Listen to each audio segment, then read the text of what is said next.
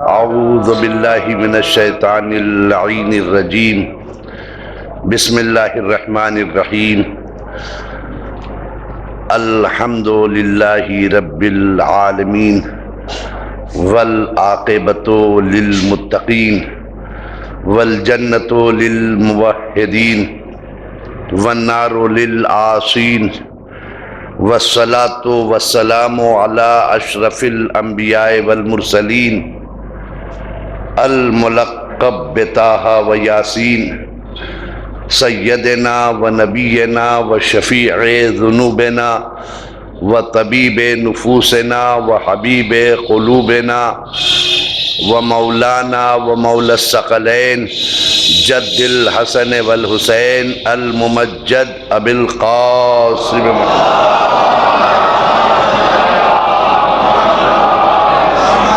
وآلہ الطیبین الطاہرین المعصومین المنتجبین ولعنۃ اللہ علی اعدائہم وقتلتہم وغاصب حقوقہم ومنکر فضائلہم من لیلنا ھذا الی یوم الدین اما بعد فقد قال اللہ تبارک و تعالی فی کتابہ المبین وہو اصدق القائلین وقولہ الحق ومن الناس من یشری نفسہ ابتغاء مرضات اللہ واللہ رؤوف بالعباد صلوات بر محمد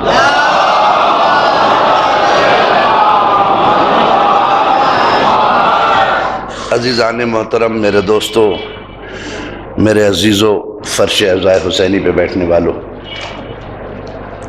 جس آیت کریمہ کی ہم نے تلاوت کی ہے مسلسل 7 دنوں سے آپ اس آیت کی تلاوت سن رہے ہیں، اور آج اسی سلسلے کی 7ویں کڑی ہے یہ۔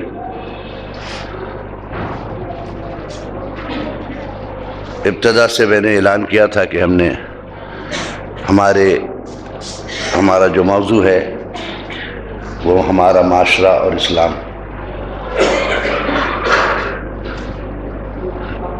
کتنی اسلام کو دخالت ہے ہمارے معاشرے پر، کس قدر اسلام ہمارے معاشرے پر حکومت کر رہا ہے، ہم کتنا اسلامی ہیں۔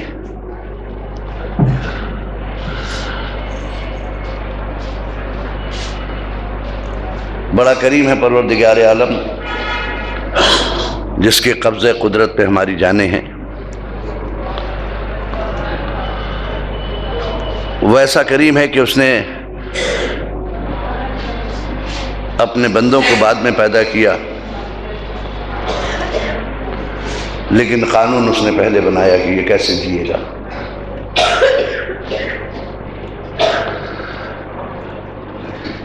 بڑا کریم ہے وہ، بندوں کو بعد میں دنیا میں بھیجا، ہادی پہلے بھیج دیا، تاکہ بندہ کسی لمحے یہ نہ کہے کہ میں تھا اور ہادی نہ تھا، گمراہی تھی اور ہدایت نہیں۔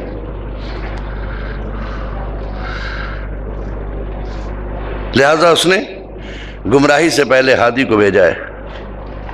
بڑا کریم ہے وہ،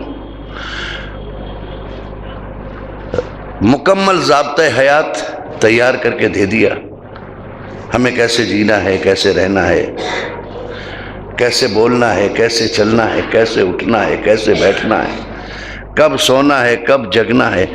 ایسا کوئی پہلو زندگی کا نہیں ہے جس پر اسلام روشنی نہ ڈال رہا ہو۔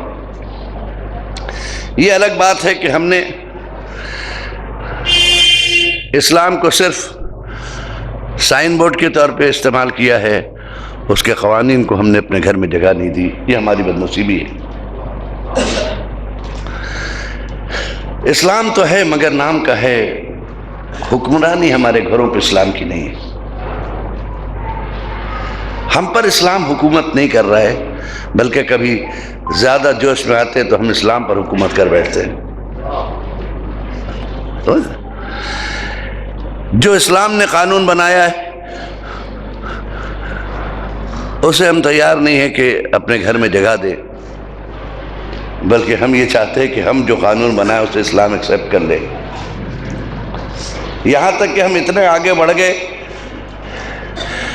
کہ وہ کام جو حسین ہم سے چاہتے ہیں وہ ہمیں پسند نہیں ہے، ہم جو کر رہے ہیں وہ حسین پسند کر لے، یہ کوشش کرتے ہیں۔ زیادہ تر ہماری کوشش یہ ہے کہ ہمارے ہر عمل کو میرا حسین مہر لگاتا چلا جائے، بس یہی میرا چاہنے والا ہے۔ حسین کے کسی عمل کو ہم مہر لگانے کے لیے تیار نہیں ہیں۔ جی کسی شاعر نے بڑی پیاری بات کہی ہے کہ انسان اپنے ساتھ خدا کو نہ رکھ سکا، انسان اپنے ساتھ خدا کو نہ رکھ سکا، مسجد بنا دیا ہے کہ اس میں خدا رہے۔ دیکھیے شعر نہیں، بڑی مارکے کی بات شاعر کہہ کے چلا گیا، انسان اپنے ساتھ خدا کو نہ رکھ سکا، مسجد بنا دیا ہے کہ اس میں خدا رہے۔ مطلب یہ کہ بس اللہ میاں یہیں رہیں، گھر میں نہ آئیں ہمارے، اور ہمارے ہم خدا کے احکام کے ساتھ جینے کو تیار نہیں ہیں۔ بڑا کریم ہے وہ، اس نے نفس کی اصلاح کے لیے کہ تم اپنے نفس کو ایسا بناؤ کہ ہم اس نفس کے خریدار ہوں۔ ایسا نہیں کہ میں نے ایک نفس خریدا، میں پوری کائنات کے نفس کو خریدنے کے لیے تیار ہوں۔ وہ نفس تو اس لائق ہو کہ جسے خدا سودا کرے۔ پہلے اس نفس کو ایسا نفس تو بناؤ کہ خدا اس کا سودا کر سکے۔ دیکھیے بڑا کریم ہے وہ، میں کہہ رہا ہوں نا بڑا کریم ہے۔ اس کی کریمی کو ذرا احساس کیجئے کہ جب وہ بندگی کی سنگ بنیاد رکھ رہا تھا، بندوں کی سنگ بنیاد رکھ رہا تھا، جب پہلا بندہ، چونکہ اس نے خلق کیا ہے، اس نے بنایا ہے، وہ اس کا مزاج جانتا تھا اور جانتا ہے کہ جس بندے کو ہم پیدا کر رہے ہیں یہ بندہ عیش طلب ہوگا، اس کے خمیر میں ہے عیش، نرم بستر، منرل واٹر،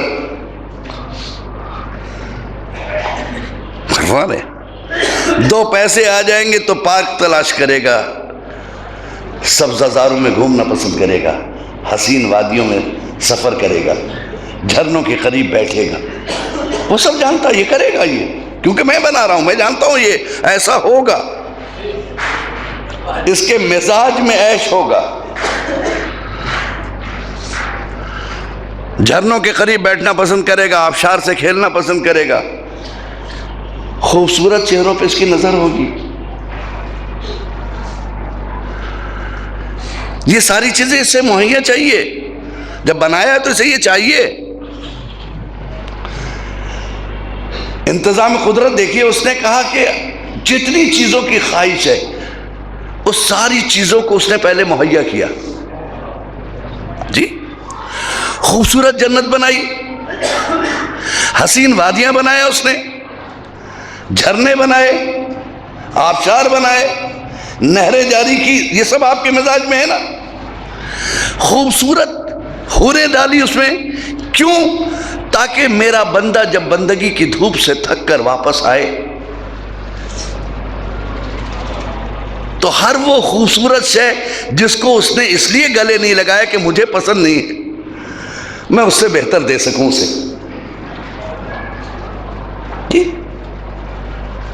جب میرا بندہ بندگی کی دھوپ سے تھک کر آئے گا نا تو اس کے لیے ساری چیزوں کو مہیا کر دیا۔ اگر وہ پارک میں اس لیے نہیں گیا تھا کہ میرے خدا کو اس جگہ پہ جانا پسند نہیں ہے تو اس سے بہتر پارک میں دے سکوں۔ اگر اسے گارڈن پسند اس لیے نہیں کیا اس نے کہ خدا کو پسند نہیں ہے یہاں جا کر بیٹھنا، یہ اچھی جگہ نہیں ہے، لہذا میں اس سے بہتر گارڈن میں نے انتظام کر رکھے ہیں۔ اگر کسی خوبصورت چہرے کو اس لیے نہیں دیکھا کہ مجھے پسند نہیں ہے تو میں نے اس سے خوبصورت چہرے تیار کر کے رکھیں کہ تم آؤ تو صحیح، تم عمل کی دنیا سے لوٹ کر تو آؤ، دیکھو میں نے تمہارے سارے انتظامات کیے ہیں، یہ تمہیں جزا کے طور پر، تم جاؤ، صرف اتنا خیال رکھنا کہ جو مجھے پسند نہیں وہ نہ کرنا، اور اگر تم نے میری نافرمانی کی ان عذابی لشدید، تو میرا عذاب بھی بہت سخت ہے۔ ایک صلوات پڑھیں محمد و آل محمد پہ۔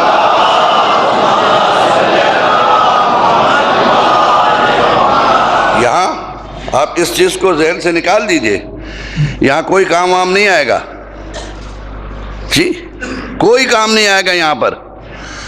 یہاں اگر کوئی کام آئے گا تو خود آپ کا کردار کام آئے گا. سمجھے؟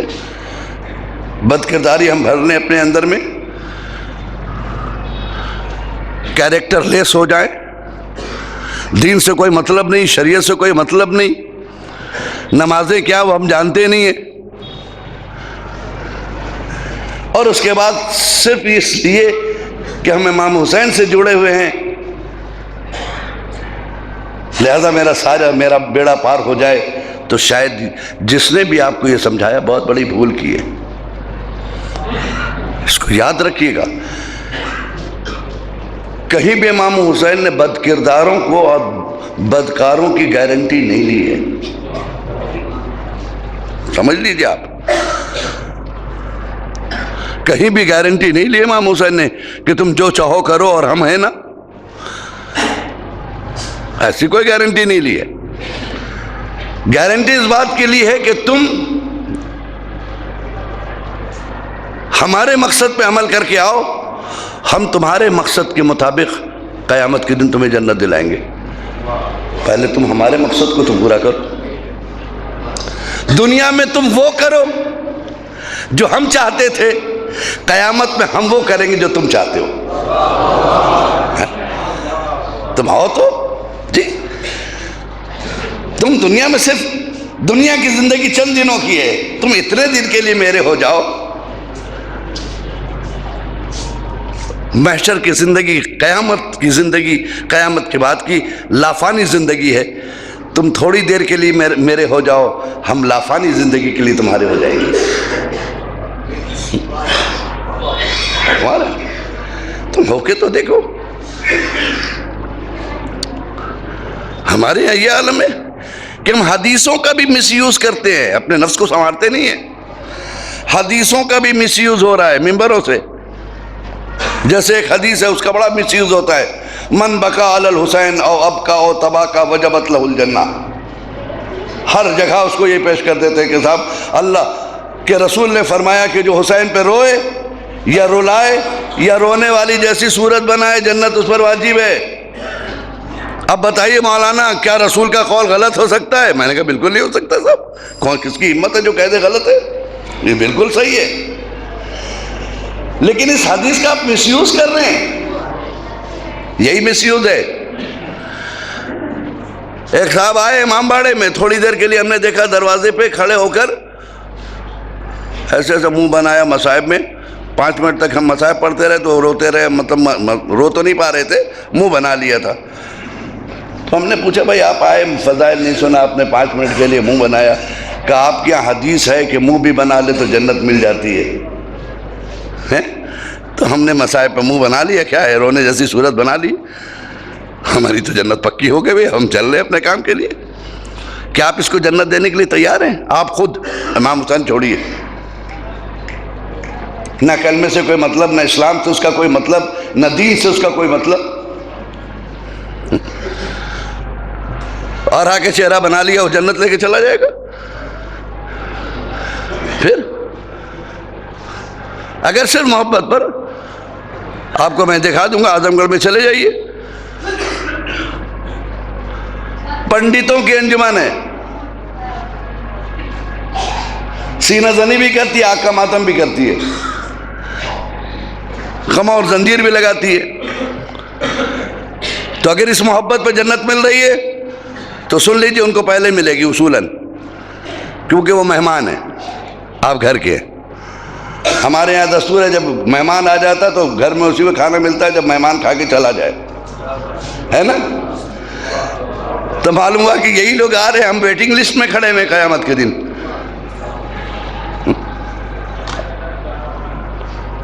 تو آپ کیا کہیں گے صاحب یہ کیا ہے؟ نہیں، اس میں کوئی دو رائے ہے نہیں، خدا کی قسم، کہ رونے والے پر جنت واجب ہے، اس میں کوئی شک نہیں. اس حدیث پہ شک کرنے والے کہ ہم دین پہ شک کر سکتے ہیں، اس حدیث پہ شک نہیں ہے، اس میں کوئی شک نہیں ہے. لیکن بٹ کون روئے یہ تو آپ بتاتے نہیں ہو ممبر سے. یہ تو کبھی بتا دو مسلمانوں کو کہ کون روئے؟ سب روئیں؟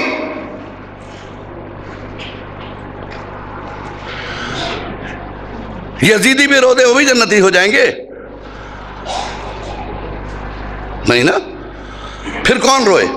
میں ایک مثال دے دوں. ایک جگہ میں خطبے میں نماز جمعہ میں مثال کو ذہن میں رکھیے گا اعلان کر رہا تھا کہ انسان کی کیسی زندگی ہونی چاہیے، کس طرح سے کیسے جینا چاہیے، اور ازدواجی زندگی کے لیے اس کو کیا اقدام کرنا چاہیے. تو اس میں میں نے کہا کہ ازدواجی زندگی میں جب شادی کے لیے جائے تو 3 باتوں کا خیال رکھے کہ جس سے شادی کرنے جا رہا ہے وہ اعلیٰ خاندان کی ہو، خاندان اعلیٰ ہوگا تو کردار اعلیٰ ہوگا، پڑھی لکھی ہو، صاحب کردار. میں نے کہا ان 3 باتوں کا خیال رکھے، اعلیٰ خاندان، پڑھی لکھی، صاحب کردار. ایک صاحب سن رہے تھے.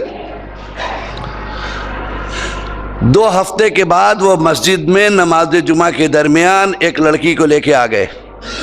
بہت غور سے سنیے گا اس مثال کو، میں اس حدیث کے جواب میں کہہ رہا ہوں جس کا مس یوز ہو رہا ہے.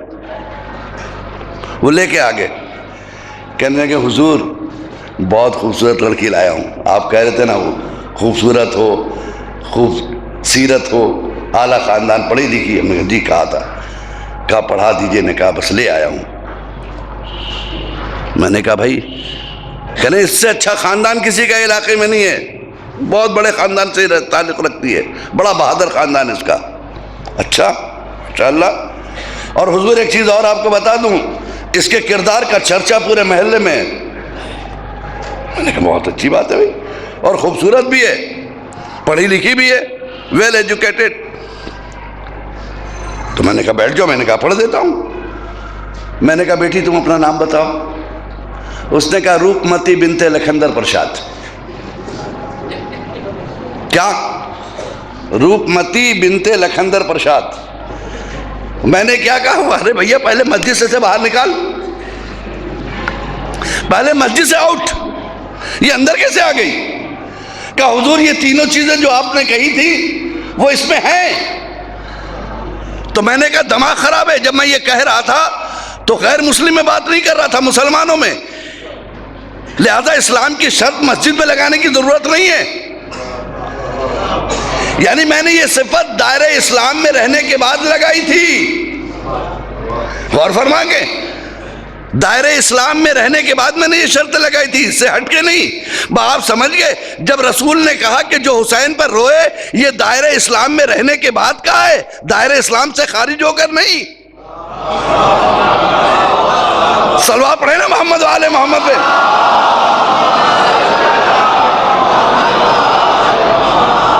اسلام کے دائرے میں رہ کے بات کیجئے، آپ عبادت کے دائرے میں رہ کے بات کیجئے، عبادت سے ہٹ کے نہیں. ہمارے یہاں یہ تھوڑی نا کہ آپ عبادت سے دور کا تعلق نہیں، کلمے سے دور کا تعلق نہیں. دن میں کبھی کلمہ ہی نہیں پڑھتے، ضرورت ہی نہیں پڑتی ہے.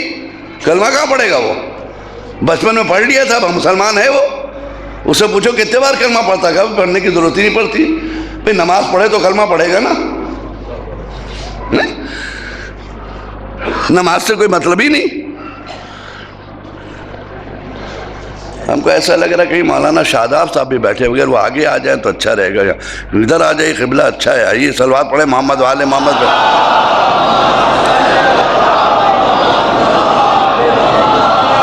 ایک اور صلوات پڑھیں محمد وآل محمد پہ. ہمارے تو کسی کا مس یوز نہیں ہونا چاہیے حدیثوں کا. حدیثیں پرفیکٹ ہے اپنی جگہ پر جو ہے. مولا نے فرمایا کہ میں اس وقت تک جنت میں، فاطمہ نے کہا کہ میں جنت میں نہیں جاؤں گی جب تک میرے شیعہ نہیں جائیں گے. اس حدیث ہے، لیکن بٹ ہو از شیعہ یہ تو طے کرو پہلے. شیعہ کون ہے یہ تو طے کرو کہ ہو از شیعہ. شیعہ کون ہے؟ حدیث شیعہ پر ہے اور آپ سب پہ لگا دیتے ہیں یہ بھی شیعہ. پہلے یہ تو طے کرو شیعہ کون ہے. مولا سے پوچھا مولا شیعہ کی پہچان کیا؟ اول وقت نماز پڑھتا ہے. میرا شیعہ اول وقت نماز پڑھتا ہے. اچھا، پہچان مولا بتائیں گے شیعوں کی. اور ہمارے یہاں شیعہ کسے کہتے ہیں؟ چاہے کسی مذہب کا بھی ہو، اگر 4 دن وہ جلوس میں ٹہل گیا نا ہار لے کے، تو ایک دوسرے سے کہیں گے شیعہ ہو رہا ہے، شیعہ ہو رہا ہے. ہم اب یہ پھول چڑھانے سے شیعہ نہیں ہوتا ہے.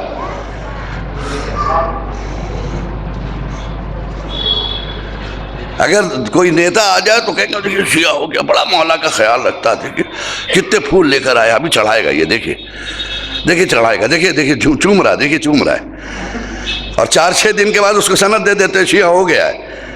ارے شیعت کو اتنا مت گراؤ یار، خدا کے واسطے اتنا مت گراؤ شیعوں کو. شیعہ بہت بلند ہے.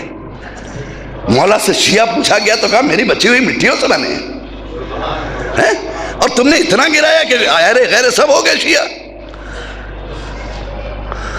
اتنا تو نہ گراؤ کم سے کم شیعت کو. محب ہونا اور ہے، شیعہ ہونا اور ہے. صلوات پڑھیں محمد و آل محمد.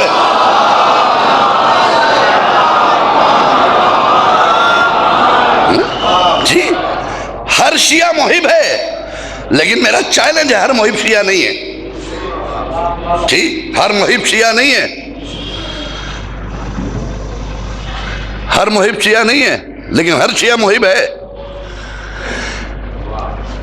شیعہ وہ ہوتا ہے جس نے کردار آل محمد کو اپنے جگہ دی ہے. شیعہ وہ ہوتا ہے کہ جس کا گھر دیندار ہوتا ہے.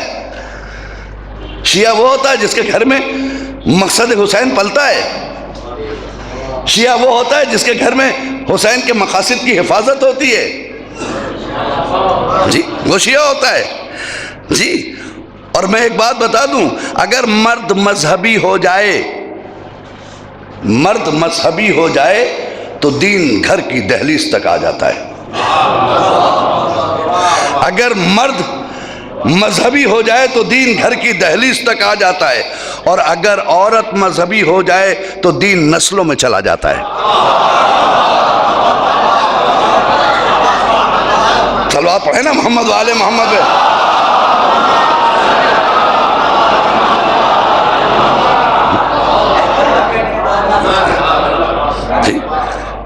نسلوں میں دین چلا جاتا ہے. اپنے گھر کی عورتوں کو مذہبی بنائیے، اپنی بچیوں کو بنائیے، نسلوں میں دین جائے گا. ٹھیک، آپ دیندار ہیں تو آپ کا دین آپ کی دہلیز پر ہے بس.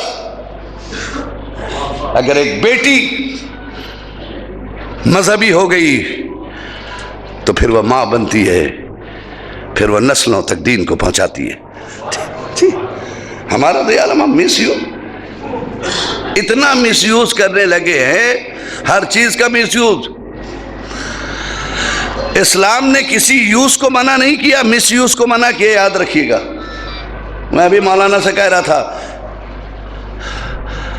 کہ جو چیز اسلام کیا حرام ہے ڈائریکٹ کہہ دیا حرام ہے، جو جائز ہے بتا دیا جائز ہے. لیکن جو اس دور میں جس کا وجود نہیں تھا، مثلا موبائل، ٹیلی ویژن، انٹرنیٹ، یہ سب تھا اس زمانے میں؟ نہیں تھا نا. یہ تو آج کی ایجاد ہے. اس کے بارے میں شریعت کیا کہتی ہے؟ کہ اس کا یوز غلط نہیں ہے، اس کا مس یوز غلط ہے. اپنے گھر میں انٹرنیٹ لگاؤ، نیٹ لگانا منع نہیں ہے، لیکن اس نیٹ میں جا کے تم پھنس جاؤ. وہ انٹرنیٹ کیا ہے؟ نیٹ ایک جال ہے، جال پھیلا ہوا جال ہے. آپ اندر انٹر کیجئے گا، کس کے بعد یہ، اس کے بعد وہ، آپ انٹر ہوتے چلے جائیے گا. جاؤ ضرور مگر پھنسنا نہیں، اسلام کہتا ہے.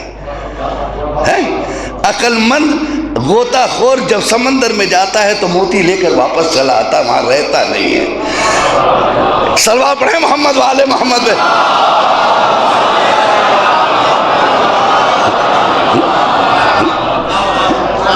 عقل مند غوطہ خور جب سمندر میں غوطہ لگاتا ہے تو صرف جاتا ہے، اپنے موتیوں کو حاصل کرتا ہے، واپس چلا آتا ہے، رکتا نہیں ہے.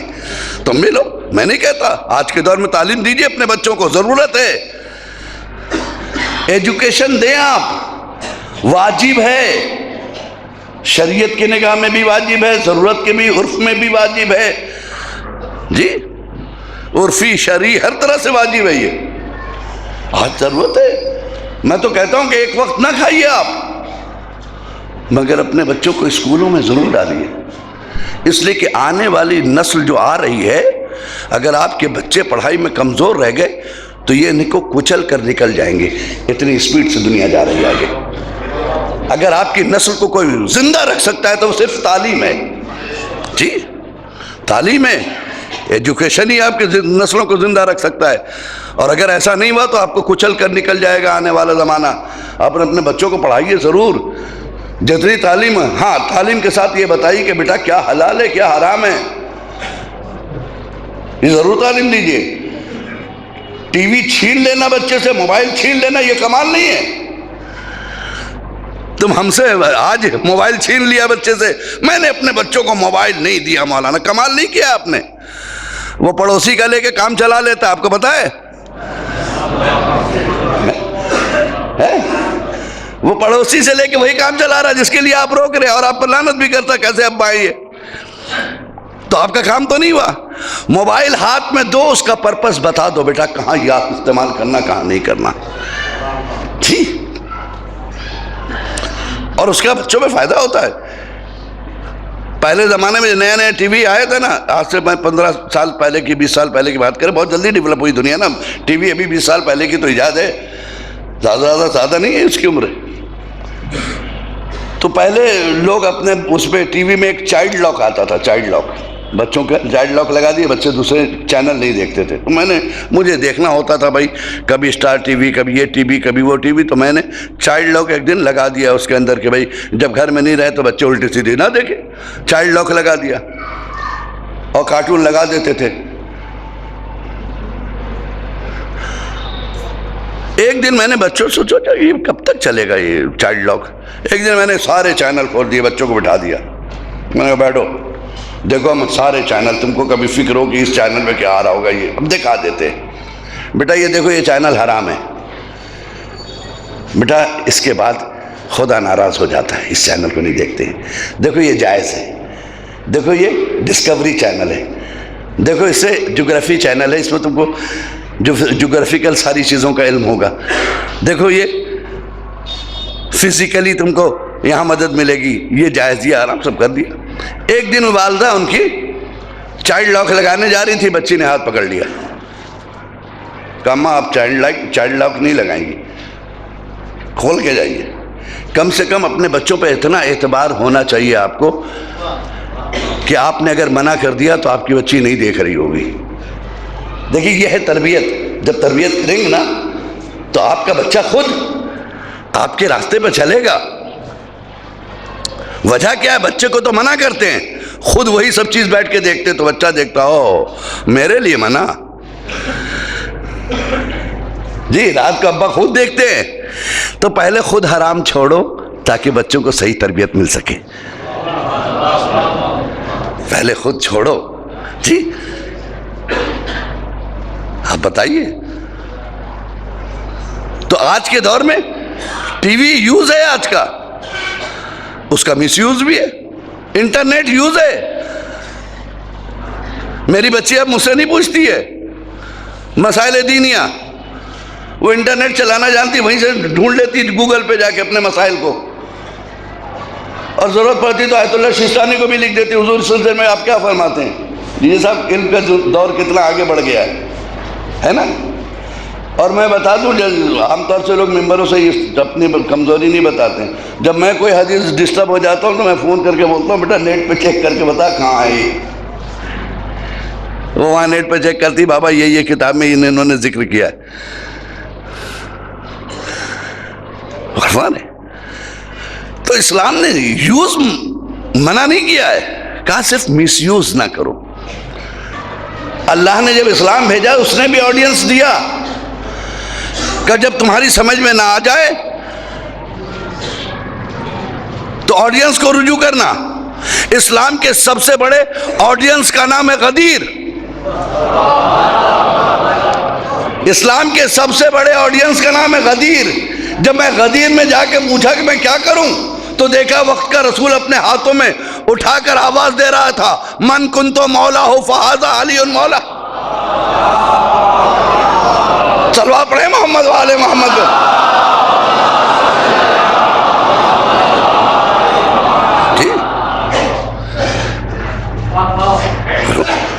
سب سے بڑا آڈینس تھا وہ، جہاں سے اسلام کو تھا، لیکن مسلمانوں نے اس پہ توجہ نہیں دیا، اور ہم نے یہ باتیں وہاں تک نہیں پہنچائی جہاں پہنچنا چاہیے۔ ہم نے تو اپنی خوبیوں کو غیروں تک پہنچایا ہی نہیں ہے، ہمیں تو جب فرصت ملا تو غیروں کی برائیاں ہی بیان کرتے رہے۔ نتیجہ کیا ہوا؟ ہمارے بچے غیروں کی برائیاں تو زیادہ جانتے ہیں، فلاں صاحب خراب تھے، اپنے کتنے اچھے تھے نہیں جانتے ہیں، کیونکہ جس ممبر سے مجھے ان کے فضائل بیان کرنے چاہیے تھے، ان کے اچھائیاں، وہاں میں نے ان کے دشمنوں کے فضائل پڑھ ڈالے۔ جی 1 گھنٹہ یہ جو وقت ملتا ہے آپ جانتے ہی کیا ہے، بڑا قیمتی وقت ہوتا ہے جو ممبر پہ ہمیں ملتا ہے۔ ایک صاحب نے ہم سے کہا، انٹرویو تھا، کہنے لگے یہ بتائیے آپ کے پاس 10 منٹ ٹائم ہے، آپ اپنا تعارف کرائیے۔ تو عقل مند آدمی 10 منٹ میں اپنا پورا خاندان بیان کر دے گا۔ ایک صاحب کو اور دیا گیا تو انہوں نے کہا 10 منٹ میں آپ اپنا موقف بیان کیجئے۔ انہوں نے کہا صاحب میں بہت اچھا آدمی ہوں، میرا پڑوسی جو ہے نا بہت گندا ہے، اور اس کا باپ جو ہے نا میرے باپ کا مال لے کے آج تک بیٹھا ہوا ہے، اور اس کا چچا یہ مت پوچھئے کیا کرتا تھا وہ۔ ارے یہ سب کے سب غلط ہے۔ 10 منٹ گزر کے آپ انصاف سے بتائیے کیا ٹی وی میں اس کا میسج پہنچ پایا؟ نہیں پہنچا نا۔ اسی طریقے سے یہ ممبر ہے، ہمیں جو وقت ملا ہے ہم کردار اہل بیت کو زمانے کے سامنے پیش کریں گے، زمانے کے کردار کو نہیں۔ زمانہ کیسا تھا مجھ سے لینا نہیں، میرے اہل بیت کیسے تھے یہ سنو، میرے اہل بیت کیسے ہیں وہ سنو، زمانہ کیسا تھا مجھ سے مطلب نہیں۔ اندھیرے سے لڑنے کی ضرورت نہیں ہے، آپ اکیلے لاٹھی چلاتے رہیے، اندھیرا ہٹ جائے گا؟ نہیں ہٹے گا، جتنی لاٹھی مار ڈالیے۔ اندھیرے سے لڑنے کا ایک ہی طریقہ ہے کہ ایک چراغ جلا دو، جیسے چراغ جلے گا اندھیرا غائب ہو جائیں گے۔ دشمنوں کے کردار کو مٹانا تو کردار علی کو سامنے رکھ دو۔ صلوات پڑھیں محمد و آل محمد۔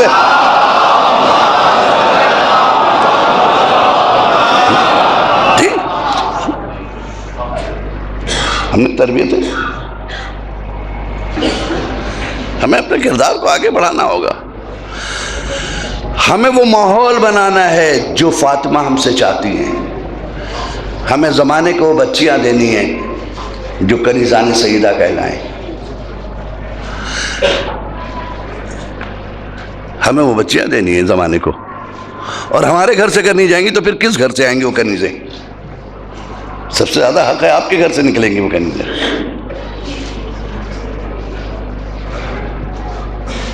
ہم اگر تربیت کریں اپنے گھر میں پہلے تربیت کریں۔ ہمارا یہ عالم ہے کہ اب ہم شریعت نہیں دیکھتے ہیں، اپنے مزاج کی شریعت۔ اللہ بچائے، آسمان سے 4 کتابیں نازل ہوئی، زمین سے 1۔ ٹھیک، اور یہ ایک جو زمین والی ہے بڑی خطرناک کتاب، چاروں پہ بھاری ہے، سن لیجیے آپ جی۔ قرآن، زبور، انجیل، توریت، آسمان سے۔ قرآن، زبور، انجیل، توریت، آسمان سے۔ زمین سے ایک کتاب نازل ہوئی، اس کا نام ہے اوریت۔ یہ اوریت جو ہے توریت پہ بھی بھاری ہے، سن لیجیے جی، آسمانی کتابوں پہ بھی بھاری ہے یہ۔ اگر انہوں نے کوئی قانون گھر میں بنا لیا ہے تو اس کو کوئی توڑ نہیں سکتا ہے، بڑی خطرناک کتاب ہے یہ، اس کتاب سے سب پریشان ہیں۔ اس کی آیتوں کو کوئی کاٹ دے گھر میں، مجال ہے، گھر میں رہنا نہیں ہے کیا اس کو؟ یہ ان کے بنائے ہوئے قانون ہیں۔ جیسے ان کے یہاں ایک قانون ہے، مولانا حیا اور پردہ تو نگاہوں کا ہونا چاہیے۔ دیکھیے عورت کی یہ تذکرہ ہے، یہ آیت عورت میں نازل ہوئی ہے، کہتے ہیں باقاعدہ مولانا پردہ تو آنکھوں کا ہونا چاہیے، آنکھوں میں پردہ ہے تو گویا پردہ ہے۔ میں نے کہا کس نے کہہ دیا آنکھوں کا پردہ ہے؟ کہا اور کہ اپنے آنکھوں پہ کنٹرول رکھے بس۔ میں نے کہا بھائی آنکھوں میں آپ اپنے کنٹرول رکھیے گا، سامنے والے کا وہ آپ کے کنٹرول میں ہے کیا؟ یہ تو آپ اپنے آنکھوں میں کنٹرول رکھی ہوئی ہیں. اسلام کو آپ پر بھروسہ نہیں ہے کیا؟ اسلام کو پورا آپ پہ بھروسہ ہے. ایسا نہیں ہے. خدا نہ خواستہ جتنا عورت پہ بھروسہ ہے اسلام کو کسی پہ نہیں ہے. عورت اپنے آپ کو ایسا تو بنائے. عورت کو پردے میں اس لیے نہیں رکھا کہ وہ بے اعتبار ہے. ایسا کبھی سوچیے گا نہیں. اس سے زیادہ صاحب اعتبار کون ہے؟ عورت کو بے پردہ نہیں. صرف اس کو پردے میں ڈالا ہے اس لیے نہیں کہ اس کی نگاہیں جو ہیں وہ غلط ہے. اس کی نگاہ غلط رہی. اس کی نگاہ تو آج بھی نہیں چھپی ہے. وہ تو پردے سے بھی دیکھتی ہے.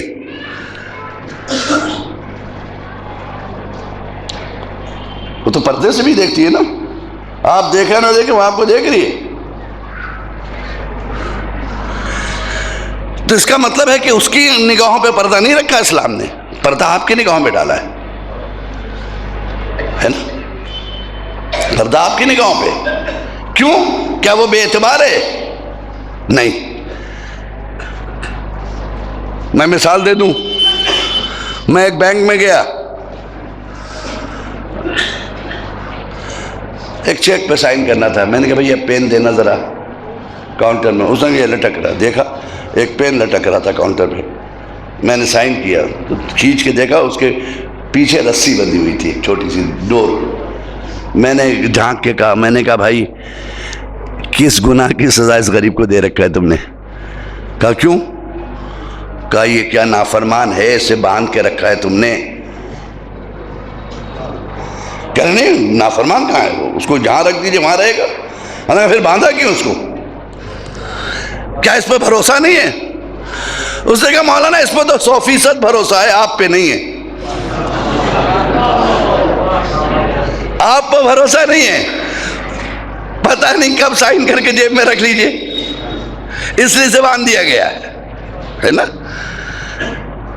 آگے بڑھا میں, ایک پان کی دکان ہے, میں نے سگریٹ مانگی, دیا اس نے, کہا لائٹر دو. دیکھا لائٹر بھی لٹک رہا ہے. ارے بھائی اس نے کیا کیا ہے؟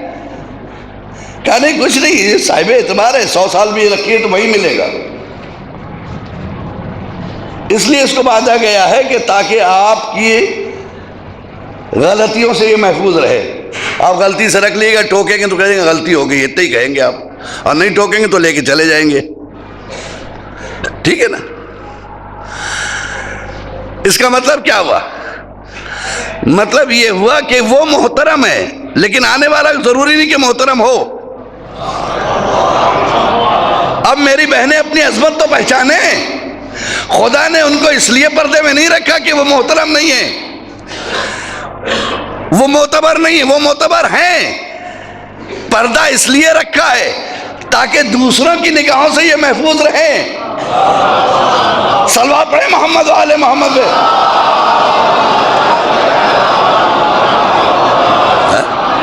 ٹھیک,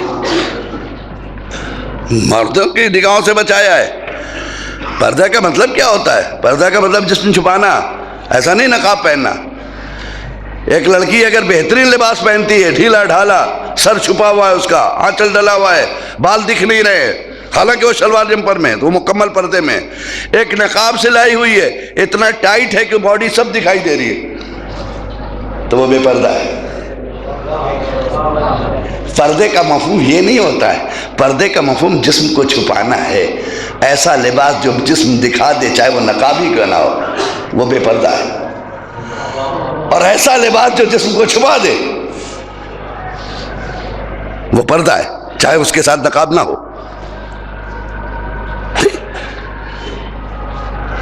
نقاب کے معنی کیا ہے؟ ہم اپنے گھروں میں تھے اس چیز کو رائج کریں. ماشاءاللہ سے ہمارے خاندان میں, ہمارے یہاں مومنین میں زیادہ تر خواتین باپردہ ہیں, لیکن پردے کو فیشن بناتی جا رہی ہیں, اور ان کے پردے اب ٹائٹ ہوتے جا رہے ہیں, جو اسلام کو پسند نہیں ہے. ایسا لباس نہ پہنے میری بہنیں, میری بیٹیاں, جس سے زہرا کو ناگوار گزرے. جی, ایسا نہیں کہ اسلام نے کہا کہ ایک عورت بازار میں نہیں جا سکتی, ایک عورت مجلس میں نہیں جا سکتی, ایک عورت پروگرام میں نہیں جا سکتی, ایک عورت کانفرنس ہے اٹینڈ نہیں کر سکتی. سب کر سکتی ہے, پائلٹ بن سکتی ہے, ڈاکٹر بن سکتی ہے، انجینئر بن سکتی ہے، سائنسداں بن سکتی ہے، ہوائی جہاز اڑا سکتی ہے. عورت کو کہیں اسلام نے منع نہیں کیا ہے. پردہ کے معنی کیا ہے؟ آج تک ہم پردے کے معنی سمجھے ہیں. اسلام نے پردہ کیوں دیا؟ اس لیے کہ گھر میں رہے، چار دیواری میں نہیں. اگر چار دیواری میں رکھنا ہوتا تو پردے کی ضرورت ہی نہیں ہے. چار دیواری میں رکھنا ہوتا تو پردے کی ضرورت ہی نہیں ہے. پردہ اسی لیے دیا کہ چار دیواری سے باہر آئے. صلوات پڑھے محمد و آل محمد پہ.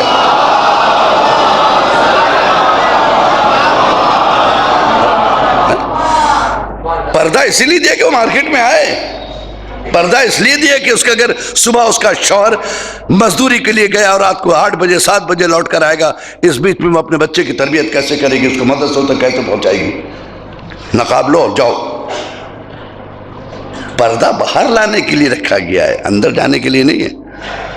اندر تو پردہ ہے ہی اس کا. اگر اندر رکھنا ہوتا تو پردہ خالی اتنا کہہ دیتا گھر سے باہر نہ نکلیں. اجازت نہیں ہے. آپ مجھے بڑی خوشی ہوتی ہے جب میں صاحبان علم کے درمیان گفتگو کرتا ہوں، کیونکہ میں آپ کے چہروں میں وہ انداز دیکھ رہا ہوں کہ آپ میری باتوں کا اپریشیٹ کر رہے ہیں. شور اور ہنگامے کا نام مجلس نہیں ہے، سکون سے سن کر ذہن میں بٹھا لینے کا نام مجلس ہے.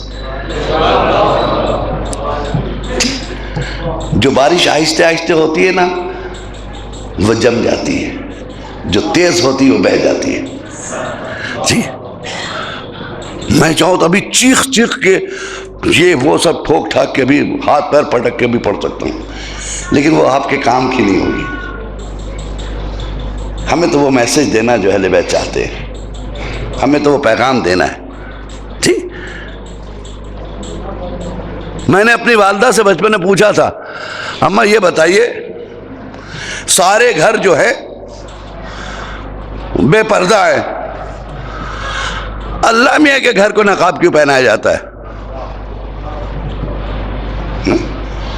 ایک ہی گھر ہے جس کو کورٹ کیا جاتا ہے، کوئی اور ہے گھر نہیں نا. انہوں نے کہا نہیں بیٹا یہ اللہ کا گھر ہے، محترم ہے، اس لیے اس کو کعبے کو پردے میں رکھا ہے. اچھا اچھا. اماں ساری کتابیں تو لائبریری میں ایسے پڑی ہوئی ہے، آپ نے قرآن کو لپیٹ کے جزدان میں رکھا ہے. یہ بھی تو کتاب ہے، اس کا نام بھی کتاب ہے. اماں ہم نے سنا ذالک الکتاب، یہ کتاب ہے. سب کتاب بے پردہ، یہ پردے میں. کہا بیٹا یہ کتاب محترم ہے نا، یہ کتاب محترم ہے بیٹا، اس لیے اس کو رکھا گیا. میں نے کہا سارے امام باہر تھے، ایک امام پردے میں. ایک سلوات پڑھ دینا محمد والے محمد ہے.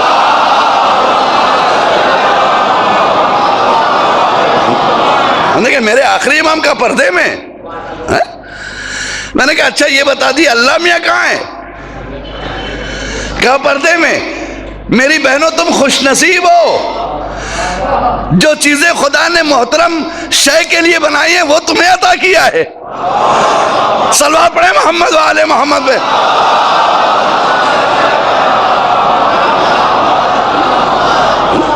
خوش نصیب ہو، جس چیز کو خدا نے خود کے لیے پسند کیا وہ تمہیں دیا ہے، جو اپنے گھر کے لیے پسند کیا وہ تمہیں دیا ہے.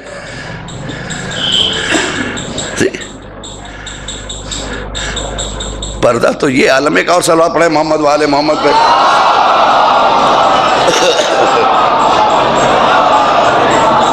پردے کا تو یہ ہے کہ اپنے گھر کو اگر سنوارنا ہے تو پہلے گھر کو پردے میں رکھیے. ہر قیمتی چیز پردے میں رہتی ہے، یاد رکھیے گا. ہر قیمتی چیز، جہاں خوف ہے دوسروں سے اس کو چھپا کے رکھتے ہیں، نوٹ کو پردے میں رکھتے ہیں. ہاتھ میں لے کے چلیے گا 1 لاکھ روپے میں دے رہا ہوں، آپ لے کے بولی بھئی یہ تو کھلا ہے کیا ہے؟ نہیں مولانا. ارے کیا بھاگ جائے گا؟ نہیں بھاگ نہیں جائے گا، سامنے والا لے کے بھاگ جائے گا، ہے نا جی. سامنے والا لے کے بھاگ جائے. اس کو بھی گھر کی قیمتی چیزیں ہیں، تجوری میں بند ہیں، زیورات ہیں تجوری میں بند ہیں، لاکر میں کیوں بھائی؟ سب چیز تو باہر رکھی، ٹیبل کرسی ساری چیزیں، چشمہ، کپڑے، یہ اندر کیوں؟ کہا جو قیمتی چیز ہوتی ہے محفوظ کی جاتی ہے اسے. آپ کم سے کم بائی نیچر تو دیکھیے. فطرت کا تقاضا ہے کہ خاتون پردے میں آئے، صرف یہ نہیں ہے. کیوں؟ پیام اعظمی کہتا ہے ہوئی بے پردہ تو کیا خاک سکون پائے گی؟ ہوئی بے پردہ تو کیا خاک سکون پائے گی؟ شمع فانوس سے نکلے گی تو بجھ جائے گی. صلوات پڑھے محمد وآل محمد.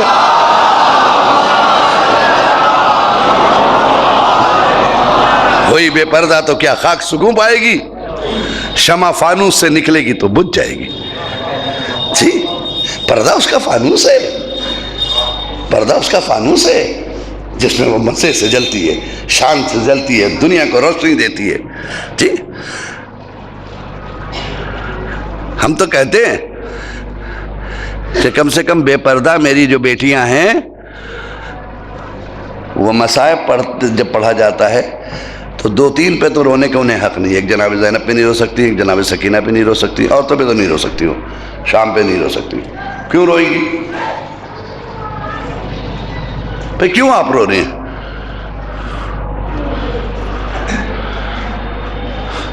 کس چیز کا غم منا رہی ہیں آپ؟ پردہ سمجھنا تو سکینہ سے پوچھ لو. کتنے سال کی بچی؟ 4 سال کی ہے نا. اس پر تو ابھی احکام شرعی کا لزوم نہیں ہے. 4 سال کی بچی پر ابھی شریعت نے اپنا حکم نافذ نہیں کیا ہے جب تک یہ 9 سال کی نہ ہو جائے. لیکن اللہ رے 4 سال کی بچی. کسی نے پوچھا سکینہ تم نے اپنے ہاتھ چہرے پہ کیوں رکھے؟ تم نے اپنے ہاتھ چہرے پہ کیوں رکھے؟ سکینہ بولی پھوپھی اماں کے بال بڑے بڑے ہیں، انہوں نے اپنے بالوں سے پردہ کر لیا چہرے کا. میرے بال بڑے نہیں ہیں، میں چھوٹی ہوں نا، اسی لیے میں نے ہاتھ چہرے پہ رکھا ہے. اللہ رے سکینہ تیری عظمتوں کو میرا سلام. ایسی صابرہ بچی مجھے نہیں ملتی عزیزو. جبکہ سکینہ پورے گھر میں سب سے زیادہ چہیتی تھی، سب سے زیادہ چہیتی تھی سکینہ. کبھی ماں کی آغوش میں، کبھی بابا کے سینے پہ. نیند نہیں آتی تھی سکینہ کو جب تک حسین اپنا سینہ نہ دے دے. یہی وجہ تھی کہ حسین آخری رخصت کو جب آئے ہیں، آخری رخصت کو آئے ہیں حسین، سکینہ سے بھی رخصت ہو لیے تھے، سکینہ سے بھی رخصت ہو چکے تھے حسین. لیکن ایک مرتبہ جب گھوڑے پہ سوار ہونے لگے اور دلدل سوار نے دلدل سے کہا کہ آگے بڑھو، گھوڑا آگے نہیں بڑھا، ایڑ لگائی آگے نہیں بڑھا. حسین نے سر پہ ہاتھ رکھا. اسبِ باوفا میں جانتا ہوں کہ تو بھی 3 دن سے پیاسا ہے، لیکن سن یہ حسین کی آخری سواری ہے، اب تیرا حسین کبھی تجھ پہ سوار نہیں ہوگا. اتنا کر دے کہ مجھے وہاں تک پہنچا دے جہاں میری ماں میرا انتظار کر رہی ہے. اتنا کر دے مجھے وہاں تک پہنچا دے. اپنی زبان بے زبانی سے اس گھوڑے نے کہا مولا میری کیا مجال ہے میں قدم آگے نہ بڑھوں. مولا میرے قدموں سے سکینہ لپٹی، مولا میرے قدموں سے سکینہ لپٹی ہے مولا. اللہ اکبر. میرے قدموں سے سکینہ لپٹی ہے مولا. حسین نے دیکھا، کیا دیکھا کہ بچی سموں سے لپٹی ہوئی ہے، گھوڑے کی سموں سے لپٹ کر کہہ رہی ہے کہ میرے بابا کے گھوڑے میرے بابا کو نہ لے جا. اے میرے بابا کے گھوڑے میرے بابا کو نہ لے جا، سکینہ یتیم ہو جائے گی، سکینہ یتیم ہو جائے گی۔ حسین اترے، سر پہ ہاتھ رکھا، کہا بیٹی میں نے تم سے خدا حافظی کر لی تھی نا، میں نے کہا تھا نا بیٹی آج سے تم ماں کے پاس سو گی۔ سکینہ کا جملہ سنیں گے، سکینہ کیا کہتی؟ بابا میں چھوٹی ضرور ہوں لیکن اتنا تو میں جانتی ہوں نا کہ میں صبح عاشور سے دیکھ رہی ہوں کہ جو میدان کربلا کو جاتا وہ واپس نہیں آتا ہے۔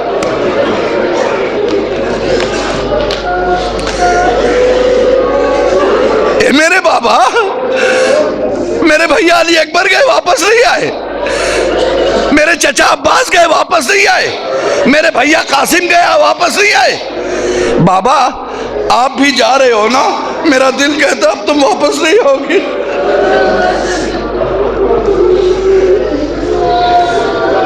بابا آخری بار سکینہ کو کلیجے سے لگا دو بابا۔ بابا جب رات کی تاریکی آئے گی سکینہ تمہارا سینہ کہاں پائے گی؟ یہ وہ منظر تھا جسے دیکھ کر فوج عادہ بھی رو رہی تھی۔ حسین جلتی ہوئی ریت پر لیٹے، میری بیٹی میرے سینے سے لگ جا۔ سکینہ نے سر رکھ دیا، کہا بابا الوداع، بابا کل کے بعد یہ سینہ سکینہ کو کہاں ملے گا؟ جزاک اللہ جزاک اللہ، خدا ان آوازوں پہ رحمت نازل کرے، ہمیشہ شاد و آباد رہو۔ اگر کوئی غم آئے تو صرف حسین کا غم ہو تمہاری زندگی میں۔ جزاکم اللہ خیر الجزا، جزاکم اللہ خیر الجزا۔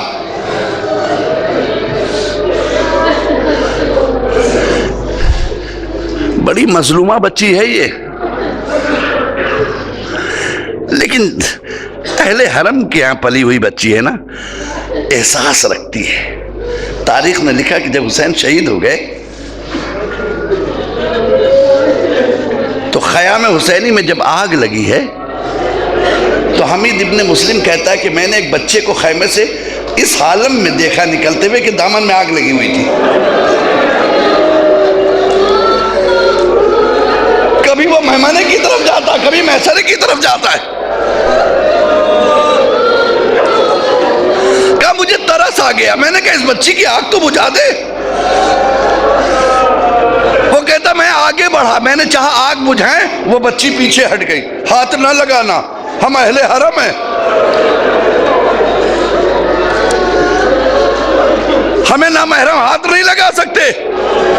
وہ کہتا میں نے ہاتھوں کو جوڑا، بی بی میں آگ بجھانا چاہتا ہوں۔ یہ کہہ کہ جب میں نے آگ بجھائی تو بچی سمجھ گئی کہ یہ ہمدرد ہے۔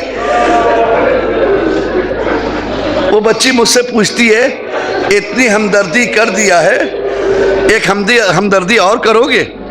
کہا کیا؟ کہا یہ بتاؤ نجف کو کون سا راستہ جاتا ہے؟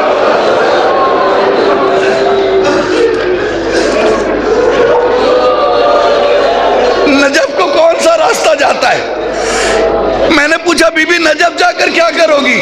کہا وہاں میرے دادا مشکل کشا رہتے ہیں، میں دادا سے کہوں گی دادا زمانے کی مشکل کشائی کرتے ہو، سکینہ کو شبر کے تماچے سے نہیں بچاتے۔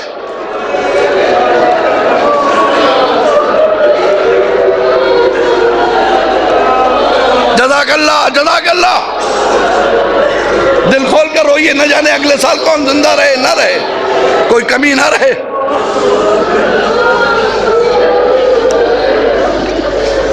بڑی مظلومہ بچی ہے یہ، ایک ایک لمحے میں آپ اگر دیکھیں اس بچی پہ کیسی رات آئی ہے، کیسا دن گزرا ہے، کیسے لمحات گزرے ہیں۔ اچھی منزل سے گزر رہی ہے بچی، یہ بچی سوئی نہیں۔ عادت ہو تو کیسے پہلی رات ہے نا، جب خیمے جل گئے اندھیرا ہو گیا، زینب پاسبانی کر رہی ہے، جلی ہوئی قناتوں میں بچے سوئے ہیں۔ عجب منظر شام غریبہ کا تھا۔ علی کی لاڈلی کو خیال آیا ساری امانتیں ہیں نا، ذرا گن لوں، گنتے گنتے دیکھا کہ ایک بچی کم ہے، غور سے دیکھا تو دیکھا سکینہ نہیں ہے۔ زینب بے چین ہو گئی، زینب بے چین ہو گئی، میری بیٹی سکینہ تو کہاں ہے؟ اے میرے بھائی کی امانت سکینہ، ایسا نہ ہو کہ میرا بھائیا پوچھے اتنی جلدی میری بچی کھو گئی۔ اسی رات میں، اسی اندھیری رات میں، اندھیرا بھی کیسا، چاند میں گہل لگا ہوا ہے، گھٹا ٹوپ اندھیرا، ہاتھ کو ہاتھ نہیں دکھائی دیتے۔ زینب نکلی۔ اب آپ سوچئے کس جگہ زینب جا رہی ہے؟ جہاں لاشیں بچھی ہوئی ہیں، یقیناً کبھی علی اکبر سے ٹکرا گئی ہوں گی۔ بیٹا علی اکبر سکینہ تو نہیں آئی؟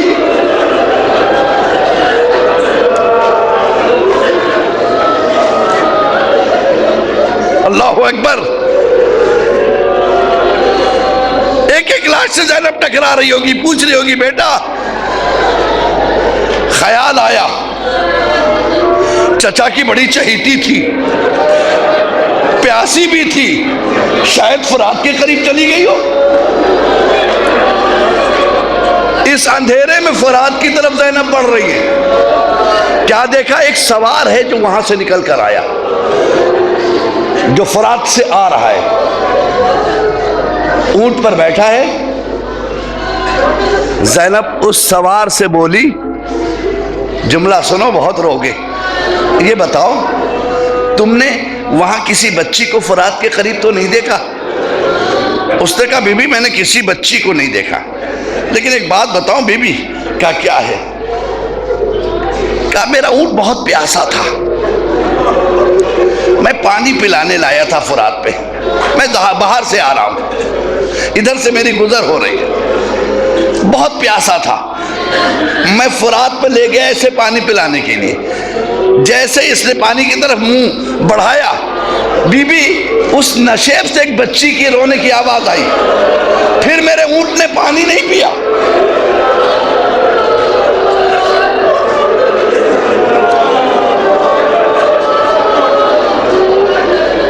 بی بی میرے اونٹ نے پانی نہیں پیا، پتہ نہیں کیسی دردناک آواز تھی، کیسی چیخ تھی بچی کی۔ اللہ رے سکینہ، اللہ رے سکینہ، زینب آواز دیتی ہوئی اس نشیب کی طرف گئی، سکینہ کہاں ہو؟ جیسے ہی کہا سکینہ کہاں ہو، ایک لاش کے گلے بریدہ سے آواز آئی، آہستہ زینب، ابھی ابھی سکینہ سوئی ہے۔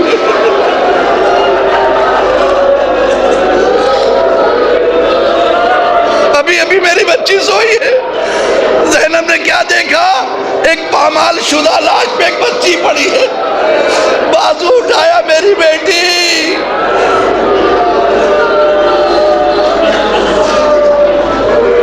بیٹی چل، میری بیٹی چل۔ سر اٹھایا، سکینہ کو لیا، کہا بیٹی، سکینہ کہ نہیں پھوپھی اماں مجھے یہاں سے نہ لے جائیے، میرا بابا ہے، میرا بابا ہے پھوپھی اماں، مجھے بابا سے جدا نہ کیجیے۔ زینب کہتی بیٹی ایک بات بتا، لاش دو طرح سے پہچانی جاتی، یا اس کا سر ہو تو دیکھ کے پہچانے، یا کپڑے سے پہچانی جاتی ہے۔ تمہارے بابا کی لاش پامال ہو چکی ہے، تم نے کیسے پہچانا؟ کہا پھوپھی اماں جب رات آئی نا مجھے نیند نہیں آئی، میں مقتل میں چلی آئی، ہر جگہ آواز دیتی تھی، اے بابا کہاں ہو، بابا کہاں ہو؟ اے پھوپھی اماں اس میت سے آواز آئی، الیہ الیہ یا بنیا، اے بیٹی میرے پاس آ، تیرا بابا یہاں ہے۔ اے پھوپھی اماں میں اپنے بابا سے لپٹ گئی۔ سیعلم الذین ظلموا۔ ہم کو ہے اپنی جان سے پیارا غم حسین۔ اللهم صل على محمد وآل محمد